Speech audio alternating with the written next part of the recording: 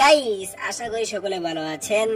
আমি ভিবল বাংলাদেশি ভাইদেরকে জানাই আন্তরিক শুভেচ্ছা ও অভিনন্দন, এবং ভারতের এবং পাকিস্তানি লোকদেরকে জানাই आप सबको खुश कामना। इसलिए आप सबके प्यारे मैडम सर के कास्ट में कौन कौन होने वाला, तो जितने ही सुना गोलकी जोशी, उक्ति कपूर, पुष्पा जी, संतोष शर्मा, ये सब रह सकता, क्योंकि इस सब के बिना मैडम सर तो नहीं हो पाएगा।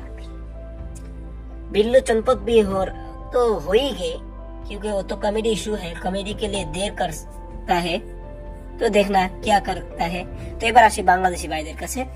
বাংলাদেশি ভাইদের হলো ম্যাডাম স্যার 2 আসতেছে এবং কে কে থাকছে, তো থাকতে পারে হাসিনা মল্লিক, তারপরে রয়েছে কারিশমা সিং, সন্তোষ, চিতা, বিল্লু চম্পক, সকলেই থাকতে পারে, এবং তারা ছাড়া তো সে ম্যাডাম স্যার 2 হবেই না ঠিকঠাক। Thank you.